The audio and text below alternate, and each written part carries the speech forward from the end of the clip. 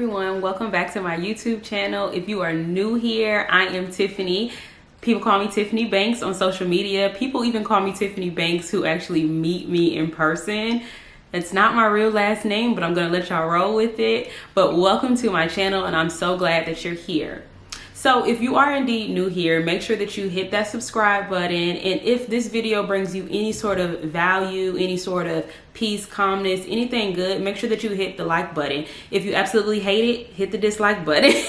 But other than that, I want to go ahead and jump into this video because it's such a topic that is so close to my heart, because I've actually been through it in every way possible, and that topic is postpartum depression, postpartum anxiety, and most importantly, how to get yourself back once you've had a child. So if you've experienced postpartum depression or anxiety, or if you are a soon-to-be mama and you're wondering what can happen and kind of want to brace yourself and get some tips from a real mom who has been through it on how to get through it and possibly not even get to that point, then you're going to want to stay tuned and watch this video in its entirety. I got my phones because I've taken a lot of notes, and I want to kind of make sure that I'm hitting on every single topic that's really important to me to get out to you all. So I want to start off with a little story time about how my postpartum journey happened. So I had my son in February of 2020, February 16th, 2020 to be exact. And as you all know, it was just on the brink of all hell breaking loose in America. COVID became a thing as of March 2020, and my birthday was March 1st. So I pretty much had my son in the very beginning of the global pandemic. So as you can imagine, as a new mom, you're already concerned about germs and just people touching your baby, being too close to your baby. You're concerned about SIDS. You're checking your baby nose to make sure that he's breathing, like all these things. And, you know, when people tell you, oh, don't worry about that, you know, he'll be fine. It would have been great if it wasn't during a pandemic. I think that everything was just heightened as a new mom and anxiety during the pandemic. And I was not exempt from that. It immediately hit me. The anxiety immediately hit me, and just thinking about my son and his safety, as well as my safety, the safety of the people who were coming into my home and everything. So obviously everything shut down and we went into complete lockdown, and that's really when the postpartum depression and anxiety kicked in heavily. We had actually moved to a bigger home, which was like great, but I was just eager to jump back into work because I wanted to start making money and bringing that income into my family, because I worked for a company that did not pay me out on maternity leave. So I was kind of eager to be able to still work from home and make money. And I really bit off a little more than I could chew by thinking that I could work a highly demanding job and care for a newborn baby. But nevertheless, I jumped right in, like no life vest, can't swim, and I absolutely sunk. I don't want to get into too much detail on this video, but I absolutely almost lost my mind in postpartum depression, and especially postpartum anxiety, because I was so worried about my son and not being able to produce enough breast milk. And you know, on YouTube, you see a lot of women producing breast milk, having like refrigerators full of milk. And I'm thinking, I have these big boobs and I'm not able to produce enough milk. And it was just horrible because it was during a pandemic and I wasn't able to see a lactation consultant face to face. I was super uncomfortable with trying to breastfeed on my own. I literally wanted someone to just hold my boob, show me what I was doing wrong. I felt like I just was not doing it right. And it was just unfortunate that I wasn't able to like see a lactation consultant face to face. So that was a big part of my anxiety, trying to be as holistic and organic as possible. I was concerned that I was not feeding my son enough. So it took a lot of convincing internally and a lot of research on my end to finally decide that I was going to start to supplement for my son. And once I had that down packed and I knew that he was getting fed correctly, everything kind of started smoothing out. But then a little later, I started to have my own health issues, and that just sent me in a whole spiral of anxiety about, you know, my own health and just if I was going to still be around for my son. So that was a really dark period in my life, and I almost wanted to give up a few times, but through God's grace and through like the support of my husband and just through my persistency of wanting to get better, I'm here today as a whole woman, as a mom, as a wife, to say throughout the darkest of dark time, I promise you, you can get through. And I want to give you 5 ways on how to get through postpartum anxiety and postpartum depression and just find yourself and be able to feel like yourself again. So the first thing that I did was I adopted a schedule. I told myself, I wrote out a really nice schedule on how I wanted my days to go about, and I started to really adhere to that schedule. I put my son on a certain schedule, and it wasn't always perfect, but it was something that I could always lean on because I wasn't feeling all crazy like, okay, I have this big day that I have to tackle. I have a million things, a million tasks.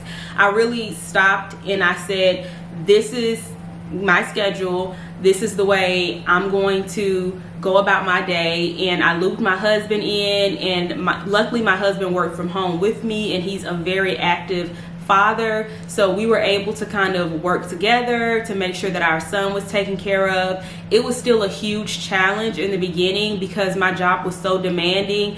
I was not even able to really leave my desk a lot because I was having to always be at my computer and be present. But we made it through, and the schedule really worked, especially after hours. The schedule that we had my son on, it really worked. So when you're making a schedule, make sure that you incorporate time to do even little things that you like to do. For me personally, I love making tea. I love making my matcha tea, or, you know, I'm just a big tea person, and I'm actually going to take a tea sip break.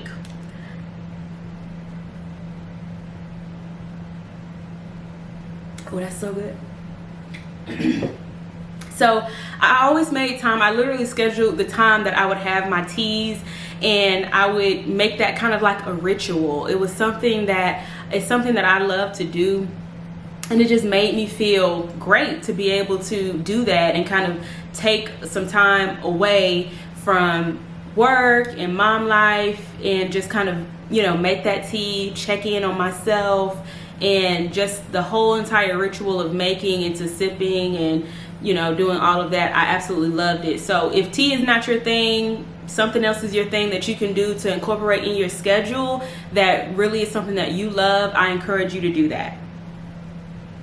The second thing that I would say do in order to get out of or avoid postpartum depression and anxiety so that you can begin to feel like yourself again is to get out the house. Especially if you're like me and you work from home.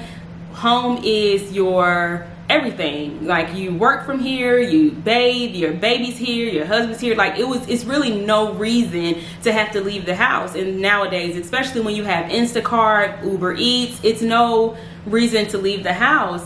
And that was one of the things that really kept me down and depressed for the time period that I noticed that anytime I wasn't able to get out of the house, I was even more anxious and depressed. So now I make it a point to be able to get up every single day, no matter what, and get out the house, whether that's just me taking a walk around my neighborhood, taking my son with me. I've even adopted riding bikes. My husband and I bought bikes, and we absolutely love to go on trails and hitch our son to the back and ride our bikes and just get outside and just be one with nature. Just, you know, breathe in that good fresh air and just spend time together as a family, or just by yourself, taking walks by yourself, going to parks by yourself, whatever the case may be. Get some outdoor time, get some fresh air, get some vitamin D, and don't think that this is something that can be negotiated, because I promise you, if you go too long without getting out the house and just, you know, getting that fresh air, is going to catch up with you very quickly. So the third thing kind of ties into the schedule that I made, but I really wanted to make it a topic of its own. I know that if you are a faithful YouTuber like me and you love looking at YouTube videos, you have run across those videos of people's morning routines. And I think that it's so important to have a morning routine. I literally now start my morning at 4:30 to really get on and go. And now some people might think that that's a little crazy, but I go to sleep at about 8 p.m. So it's kind of fine for me. Sometimes I even go to sleep like at 7:30. As soon as I put my son down, I shower, and then I hop in the bed myself. Now, my son is 2 years old now. So you might certainly have to tweak this if you are still dealing with an infant, maybe. But I start my morning at 4:30, and I start my morning with some meditation, reading some scripture, just some prayer, and then I go ahead and get myself ready to go to the gym. And I spend about an hour or so in the gym and spending some time with myself, working. That morning routine is so important. And I also made a note to say, no matter what, like, try very hard to not let the baby throw you off of your morning routine. And I'll give you an example. Like, every morning my son usually wakes up at about 7:30 a.m. So my morning routine is so tight that I know that I'm back at my place at 7 a.m. and I know that I get him up. I go to his room at 7:30 no matter what. So sometimes he'll wake up before 7:30. And I have a camera. I'll be able to look in his room, and he might be like, you know, playing around in his bed and, you know, maybe whining a little bit. But I know that he's completely fine. He's completely safe. I don't go into his room and break my morning routine. I go ahead and make my green juice. That's the time at 7 a.m. I come back, I take a shower, I get out the shower, I make my green juice, I start his breakfast, and then I go get him. So try not to let your child break you off of your morning routine if it's nothing urgent. If they can wait, show them some patience and show them, like, you can wait. Mommy has a life too, and there is nothing wrong with that. It's not selfish.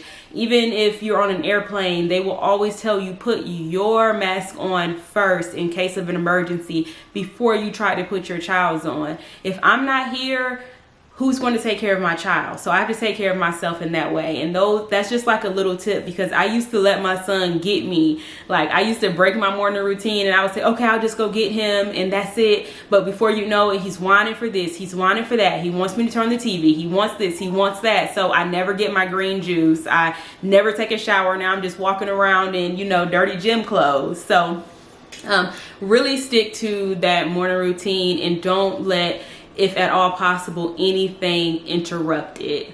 The fourth thing that I wrote down was to find a mom group. And this has honestly been one of, if not the hardest parts of my life. So I am from Atlanta, Georgia. I currently live in Florida, and I do not have friends here who I grew up with, you know? So it has been a huge challenge to find moms who are in the same season of life as me, to find women who are in the same season of life as me. And I think that that's really important, because you can kind of share each other's happy moments, you know, struggles, and actually have someone to talk to. So if you're able to find a mom friend or a group of mom friends who, like, aren't catty or weird or anything like that, I would highly recommend that. There are Facebook groups, I'm sure, that are local to your area that you can look into. And honestly, when it comes to this, you just kind of have to get out of your comfort zone. I'm still working on that myself. I feel at least that I'm a kind of an awkward person when I'm meeting new people, because I'm really open and honest, and I find that I have to make it a point to not be so open with people as soon as I meet them, because I've just learned that that's really not how the world is, and a lot of people are very, very closed off, whereas I'm kind of an open book, and some people can take advantage of that to an extent. So I have struggled here. I'm doing a little better, I think, but I still don't feel like I've necessarily found like my crew or my tribe who's in the season of life that I'm in the city that I'm in today, but I will keep on trying. So number 4, make sure that you find your tribe of moms who are in the same season of life as you. And 5, this is one of the most important things where I literally found this out maybe a year and a half out of postpartum. Go see a functional medicine doctor or a naturopathic doctor if your OBGYN, if your primary is not talking to you about postpartum depression and anxiety. As soon as I started to not feel well and I was struggling, I was certainly struggling with physical health things, but I was also struggling still with anxiety and depression, and not one of my Western medicine doctors said anything about postpartum depression or anxiety. No one. Zilp, nada, mute. And I dealt with almost nothing but women. It wasn't until maybe I want to say late last year that I really started to think I probably need to, see a psychiatrist or talk to a psychiatrist about, some help with some anti-anxiety or antidepressant meds, because I still struggled, and I still struggled with anxiety to this day.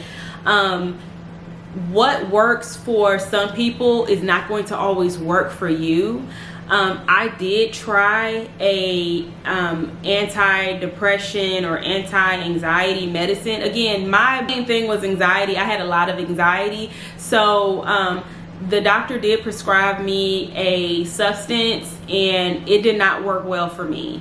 I am in complete support of women and who are able to, get on some sort of medicine that helps them with their anxiety and depression. For me, it just did not. It actually did the opposite. I had weird symptoms. I had a horrible time coming off of the medicine. I was only on it for about 4.5 months, but it did absolutely nothing for my anxiety but make it worse personally. So what I have done was started to see a functional medicine and naturopathic doctor. I also see an acupuncturist, and I'm going to be starting with a chiropractor soon as well, because for me, I'm just very, very sensitive with things that I put into my body. It's just the way I am. Sometimes I hate it, because I wish that I could just take a pill and begin to feel better, but it just didn't work for me. But what did work for me was CBD a little bit, as well as a little bit of medical marijuana sometimes, because that could also trigger my anxiety as well. So the biggest point that I want to make for number 5 is to get with a doctor who you trust, who can walk you through postpartum anxiety and postpartum depression.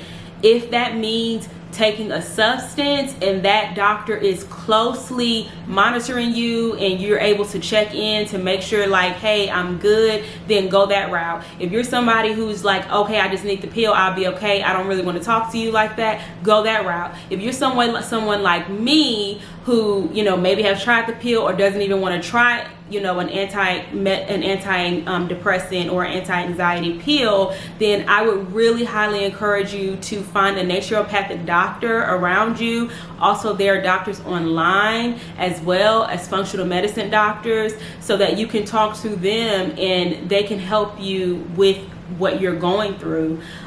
There are so many CBD products out there, but functional medicine doctors are able to prescribe CBD products that are very high in potency and who has been quality tested. So a lot of this stuff out here that you can just buy willy-nilly, it does not do anything for you. So CBD is not a one-size-fits-all either. So make sure that you're really looking into that and trusting the person who you're working with to put you on that journey.